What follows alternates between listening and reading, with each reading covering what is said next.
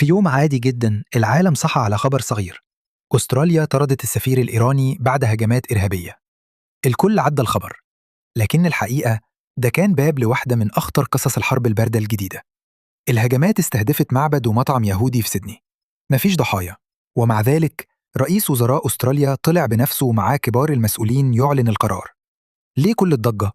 الجواب مش في أستراليا، الجواب في مكان بعيد اسمه ممر زنجزور. الممر ده بيربط أذربيجان بإقليم نخجوان.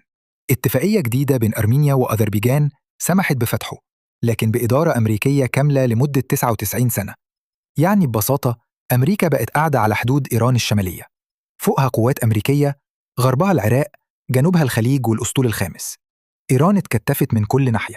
الأزمة أعمق، أذربيجان بقت مخزن لإسرائيل على حدود إيران، أسلحة ب50 مليار دولار وصوب زراعية شكلها مدني لكنها عيون استخباراتية.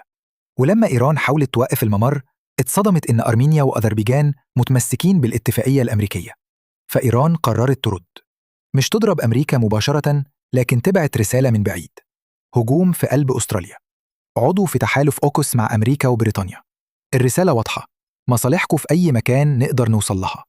لكن الرد الأسترالي كان أعنف من المتوقع، طرد السفير. وبينما إيران كانت بتلوح بالتصعيد، فجأة وافقت على دخول مفتشين دوليين لمفاعلاتها النووية. القصة كلها خيوط مترابطة، ممر في القوقاز، سوب إسرائيلية، قاعدة أمريكية، هجوم في أستراليا، وكلها بتقول إن الحرب الباردة شغالة قدام عينينا وإحنا مش واخدين بالنا.